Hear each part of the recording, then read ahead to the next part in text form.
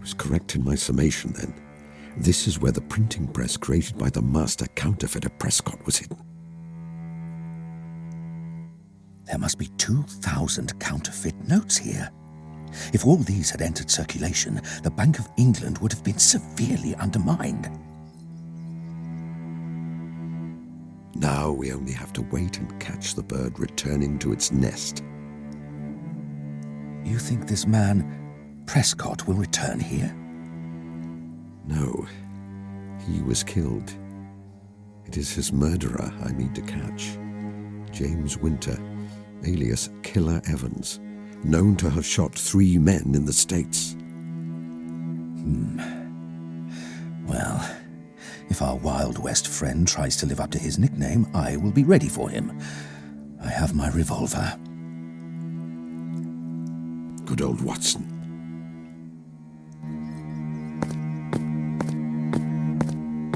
Stay where you are, Mr. Evans, if you value your life. You have a gun trained on you, and Scotland Yard will be with us in a few moments.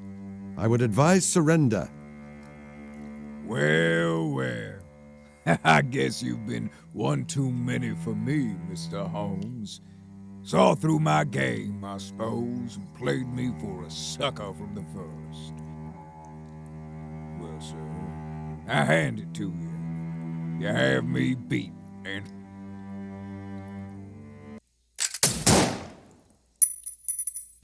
Watson! You're not hurt, Watson. For God's sake, say that you are not hurt. It's nothing, Holmes. It's merely a scratch. Examine for yourself. It's just a flesh wound on my thigh. You're right. It is quite superficial. Is Killer Evans... Yes. A clear case of self-defense on your part, dear fellow. Perhaps it is just as well that it should end this way. If he had killed you, I would not have let him get out of this room alive.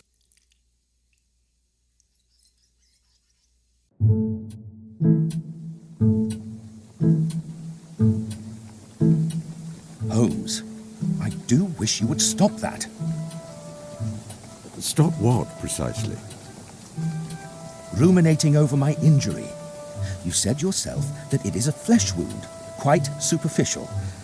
I will be back on my feet again in no time. You must stop worrying. I was doing no such thing. I was considering an entirely different matter. I may not be a master of observation, but I have known you long enough to think otherwise, my dear fellow. There must be some way for me to help Watson. Making a close observation of him would be a good place to start.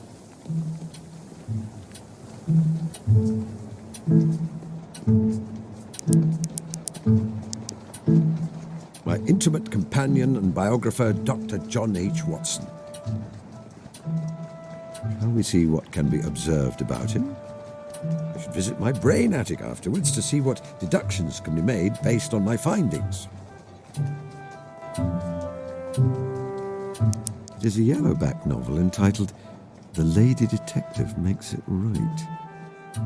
There's a picture of a young lady examining a footprint on the front, an advertisement extolling the virtues of cocoa on the back.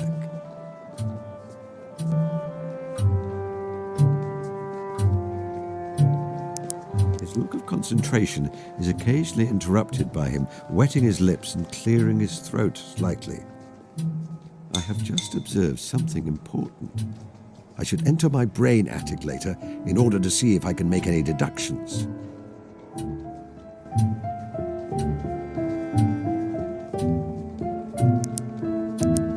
He was shot in the left thigh. The evidence is mostly gone. His blood-stained trousers have been burned. The bandage is not visible under his clothes. I can tell from the way he sits that it's still causing him some discomfort. He has had quite enough gunshot wounds for one lifetime. Holmes, you are brooding again. I am touched that you are so affected, deeply touched. But I hate to see you keep berating yourself.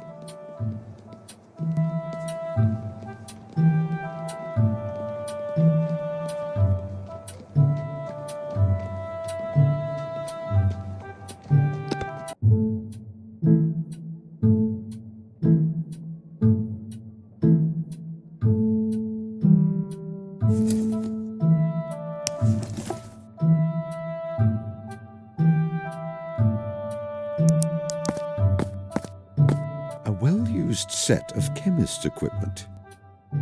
The solutions to some of my most complex cases have been wrought here, over Bunsen burner and beaker.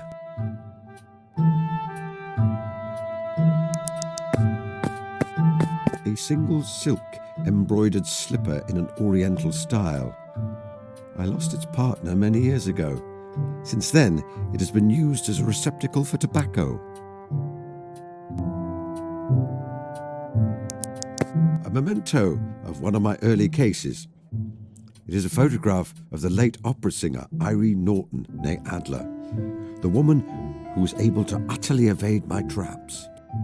I am always rather pleased that she did.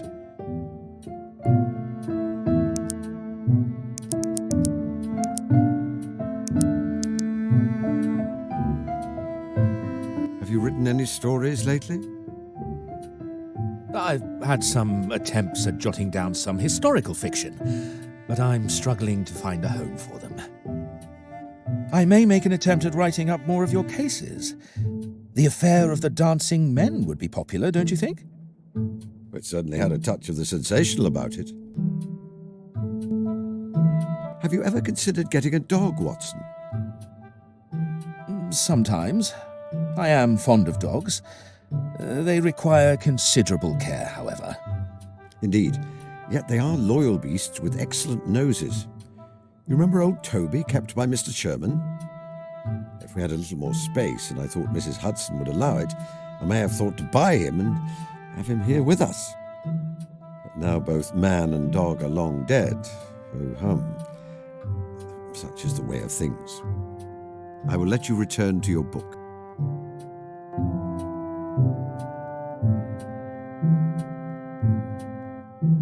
A rather bulky wall-mounted telephone with a tube to speak into and one to raise to your ear. I have seen more compact models. However, it has served me well enough since I installed it several years ago.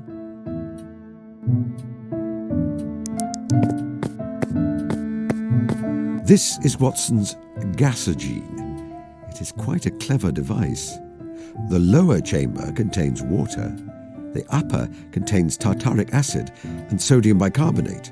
The two chemicals react, producing carbon dioxide and carbonating the water. For some reason, he prefers to drink his water fizzing with bubbles. There are usually some glasses here, but they are absent. I will have to improvise.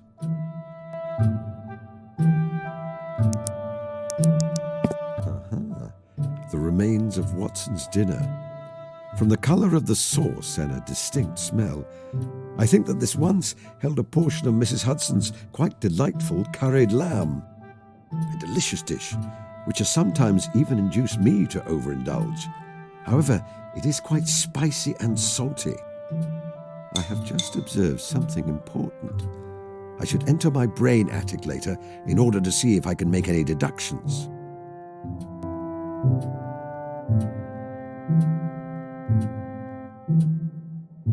An eclectic selection of books. Once Watson's novels and my own reference books were carefully delineated, and after many years of living together, they are hopelessly muddled.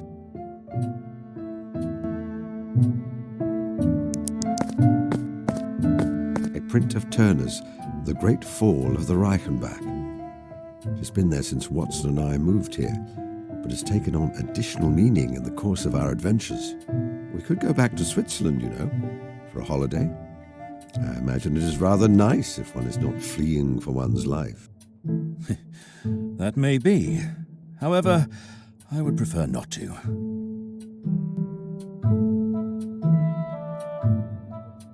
An eclectic selection of books. Once Watson's novels.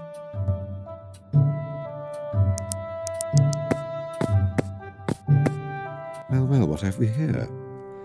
Some pink pansies have been delivered to our door. There's a handwritten card on rather fine cardstock. The penmanship is decidedly female. However, it has a certain lax form which I associate with those in the medical field. Dear John, wishing you a swift recovery. With warmest regards, Rebecca. Dear John. Dear John. How presumptive. Holmes, please leave those there. They were a kind gift from a friend. I could take the dirty dish to my housekeeper, Mrs. Hudson, but I feel that would set a bad precedent. She may expect me to do the same again in the future.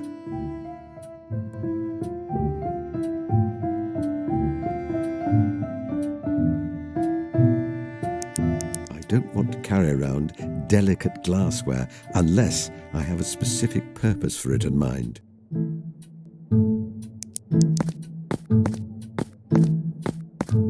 If I pick up my equipment and take it away from the table, I will invariably absent-mindedly put it down somewhere unintended. I do not want to repeat the zinc in the butter dish incident.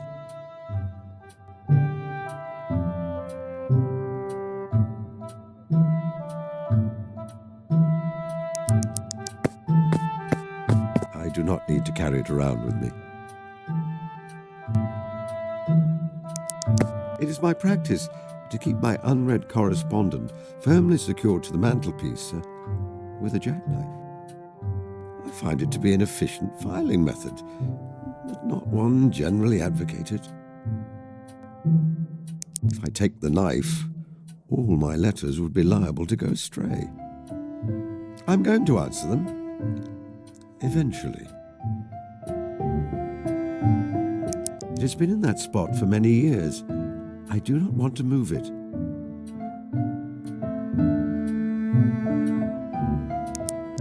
Tempting. He is not quite so injured that I need to toss him over my shoulder and put him to bed, however. I am here to be of use, Holmes. But perhaps wait a while until this particular gunshot injury has healed,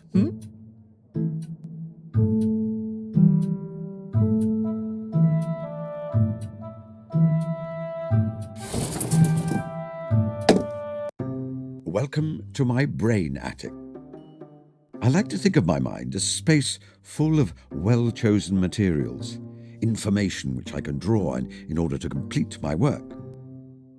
I keep a record here of people who are significant to me, represented by portraits on the walls. The blackboard is very important. I use it to combine observations I've made in order to make deductions. Metaphorically, of course.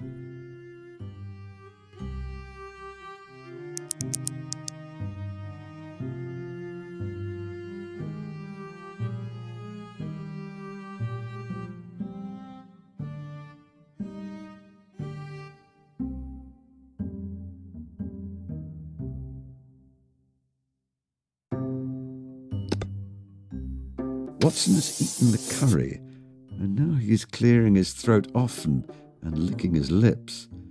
I conclude that he is rather thirsty. Hardly my most illuminating deduction, I grant you. However, the mechanism remains the same when I'm solving much more complex problems. I should find him something to drink. I could ring for Mrs. Hudson, but Watson would find it more charming if I were to find him something to drink myself.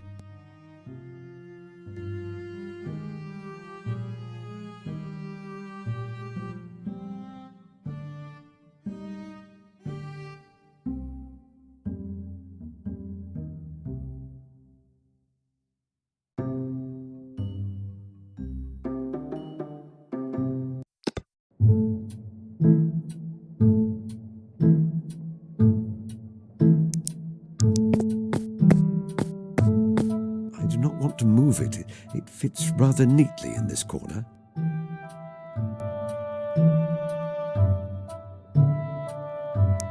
Aha, yes, I shall take the beaker.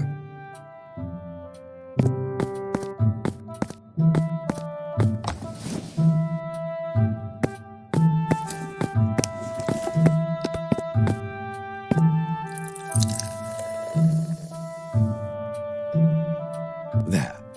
I now have a beaker full of carbonated water.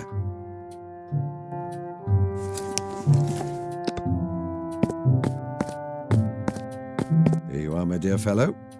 You seem to be thirsty after your curried lamb. Apologies for the container. Mrs. Hudson seems to have purloined all our glasses. It is clean, I assure you. Thank you, Holmes. You are right. I am thirstier than I realized. I will trust that you have avoided cross-contamination when it comes to your scientific equipment, and that this is not an attempt to poison me. Well, I've done that for him at least. Perhaps I should stop delaying. There's something important I need to speak to him about.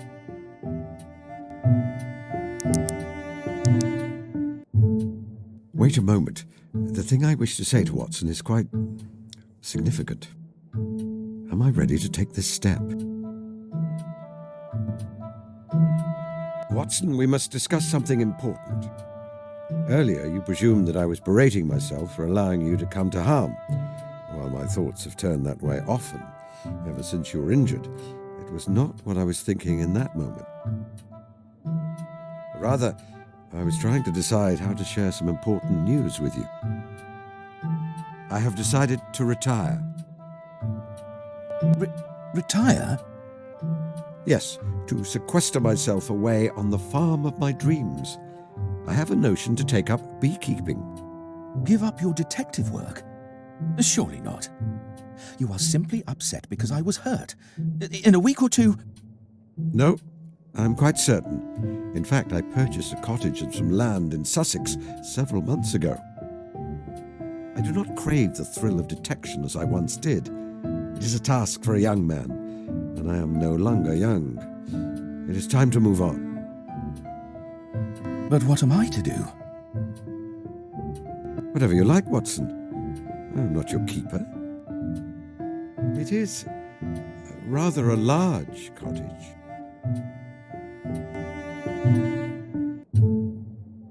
Holmes, you know that I will never tire of your company. A countryside retirement sounds idyllic. Yet, this is very sudden. I am not certain I am ready for that kind of seclusion. I still have a few decades' worth of a perfectly respectable medical career ahead of me, and people here who rely on me. Once I fail to supply the curious adventures which thrill you and provide you with material for your sordid magazine stories, you lose interest in me. Is that it? Of course not. You know that is not true.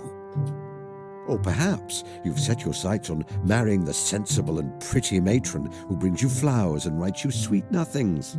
If you propose, I'm certain she will agree. She has not been subtle about her intentions. Holmes, you are being childish.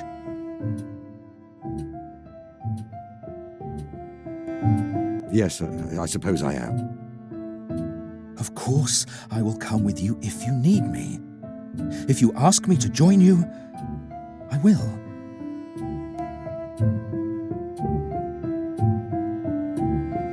No, I cannot ask that of you. You are loyal and true to a fault, my dear, dear Watson, and I'm certain that you would give up your passions to join me in mine. If you did, a seed of resentment would be sown which might drive us apart in the end. I could not endure that. It seems that we are being drawn along different paths then. Yes. Strange, isn't it? Yes. Very strange. They were wonderful years, weren't they? I loved every moment. Watson, they were glorious. We were glorious. You won't vanish on me, will you, Holmes? You won't simply disappear without telling me you are going. I could not bear that. No, I think I have a little more sense these days than to engage in those kinds of theatrics. Should you need me, Watson, you will find me in Sussex, keeping bees and reading philosophy. And you will always be very, very welcome.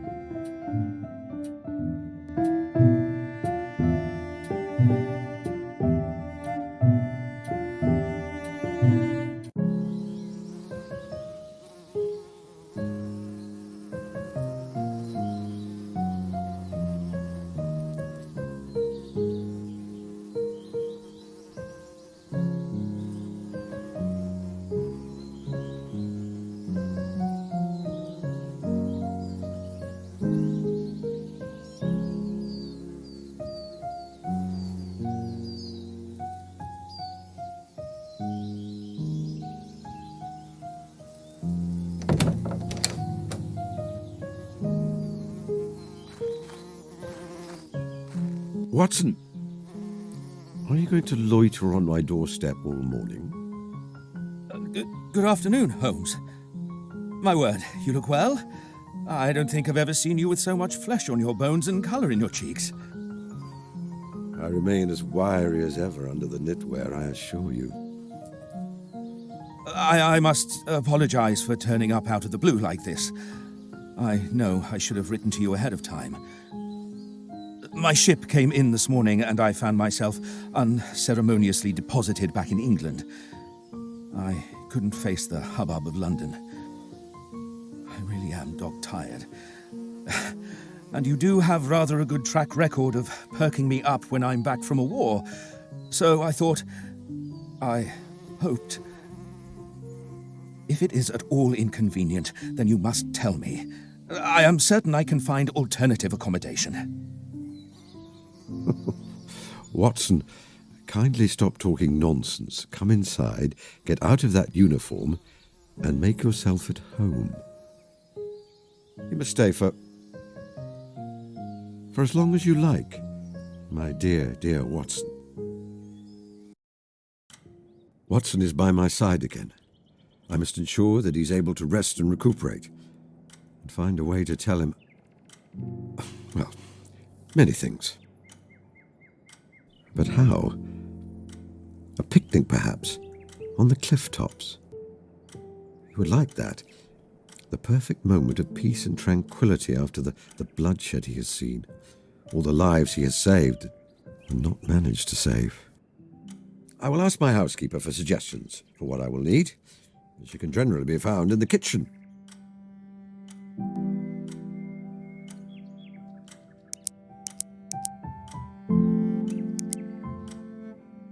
Nothing I can observe is relevant.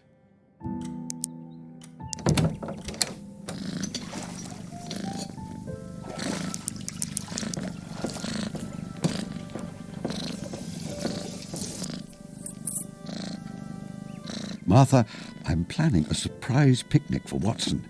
What key components would you suggest are required? A surprise picnic, eh? This isn't secretly some scheme, is it? Scheme? You're not setting this up in order to capture a gang of counterfeiters or such like? No, I am setting this up in order to enjoy a picnic. Ah, well, it was worth checking. I would have thought the location is very important. A quiet spot with a beautiful view, perhaps. You will need a hamper of food, naturally. I recall from his previous visits that the doctor is very partial to Mrs. Kumar's elderflower cordial. I imagine he would appreciate a bottle.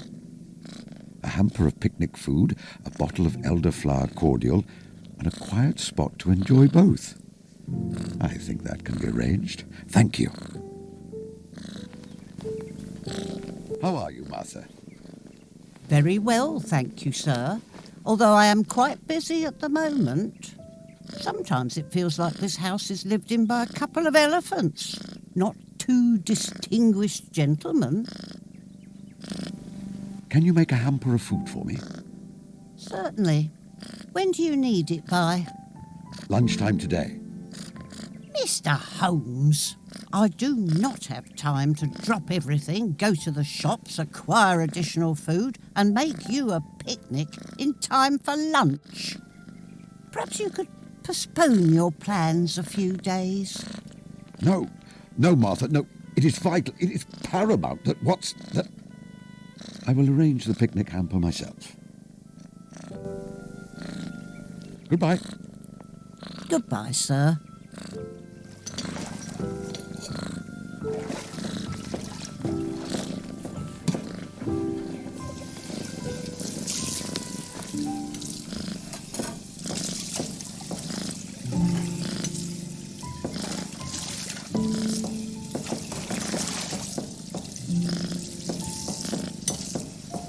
You simply wish to know how many bedrooms I have, don't you? Oh, very well.